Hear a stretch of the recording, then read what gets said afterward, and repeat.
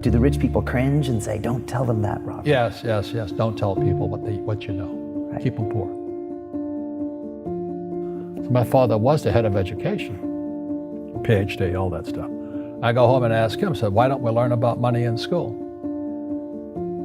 And he looked at me and says, because the government doesn't let us teach that subject. The government tells us what we can teach and what we can't teach. And I thought that was strange. And I said, but aren't we going to school to learn about money? He says, no, your job is to get a job.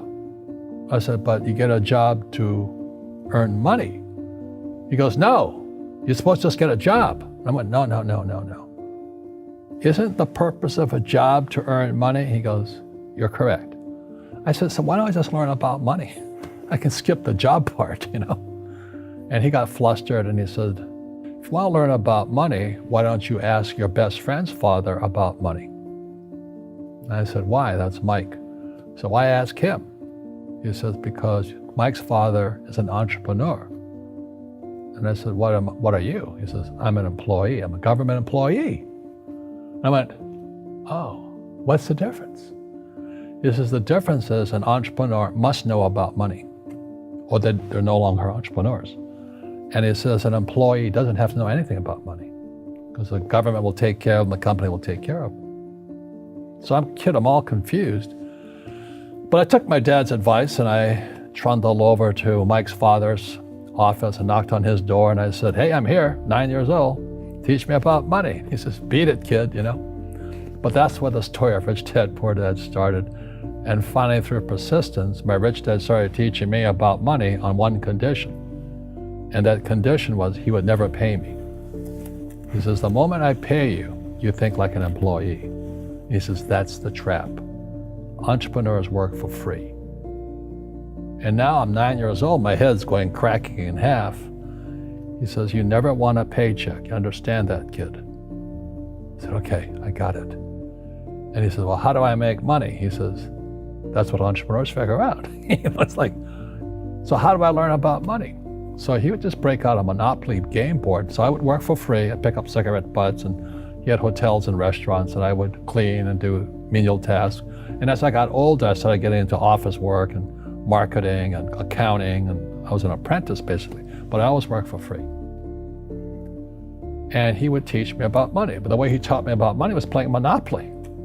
And finally one day I got upset. I said, well, when are you going to teach me about money? He says, what do you think we're doing? We're playing Monopoly. He goes, no. What do you think we're doing? We're playing Monopoly. He says, what do you think we're doing? So I don't know. I'm teaching you about money. And then that's when, you have one greenhouse. He says, there's many formulas for great success in money. There's thousands of them, but one of the best ones is found on the game of Monopoly. It still is today. 4 greenhouses, 1 red hotel. I said, what? He says, one of the greatest ways to acquire great wealth is playing Monopoly in real life. 4 greenhouses, 1 red hotel. Well, is that all there is? He goes, that's it. And he says, what do you think I'm doing? And I went, I don't know. So then he took me out and he showed me his greenhouses. And 10 years later, when I was 19, I was now in school in New York, and I come back to Hawaii, and Rich Dad had bought the biggest piece of land smack dab in the middle of Waikiki Beach. And when you go to Waikiki Beach today, you'll see the Hyatt Regency Hotel. That was his hotel. Just like the game of Monopoly. Just like the game of Monopoly. Acquired assets and they became bigger assets. He just kept what's called an assemblage, because that property wasn't that big at that time. So he had to buy out all the small guys. Because Waikiki was a little dirt water little town. So he'd buy out this shop owner and buy that shop owner. And it took him a while, but he finally assembled this large piece of property. And then he and Hyatt put up this giant hotel. And it just sold for $800 million. So that's how I learned about money.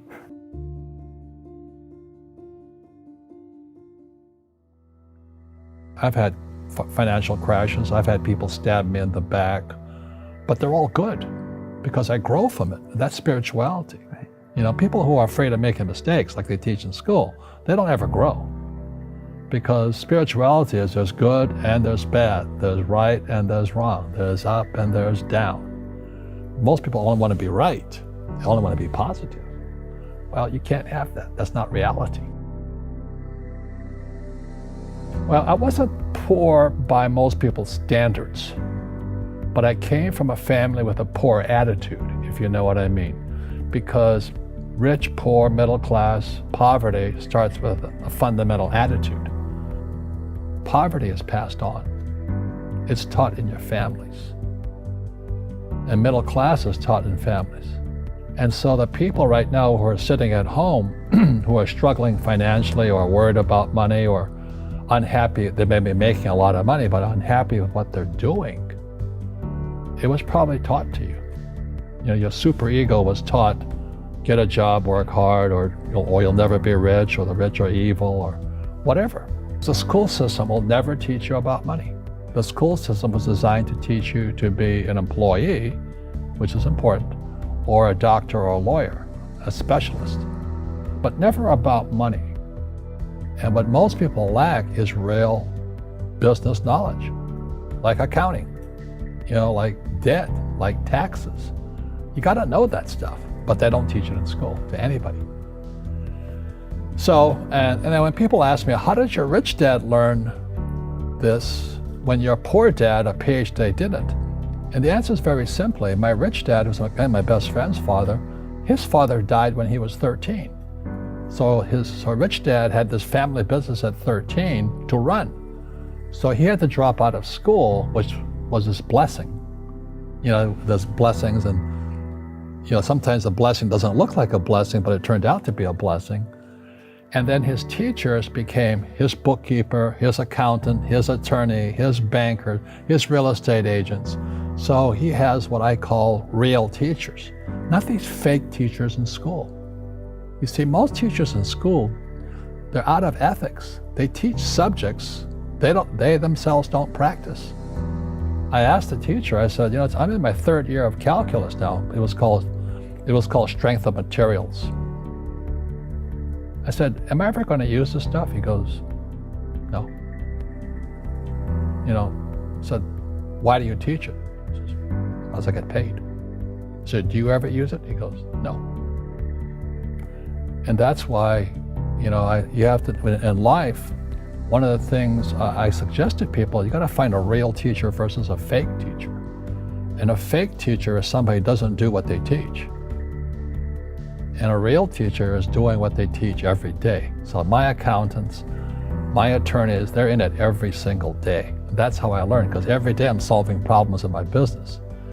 So I have accountants and attorneys and bankers and all these people on speed dial because I'm solving problems with my team. I see you giving this knowledge out, and yeah. Do the rich people cringe and say, don't tell them that, Rob? Yes. Don't tell people what you know. Right. Keep them poor. But, unfortunately, the poor, as was in the Bible, I'm not real religious, the poor will always be amongst us because it starts up here. Right, it's that fear mentality. It's in their words, and the words become flesh. Again, I'm not really religious. I flunked out of Sunday school also. But when they say I can't afford it or I can't do that, they go down. They become what they say. My PhD daddy says, what do you think I am, made of money? I can't afford that.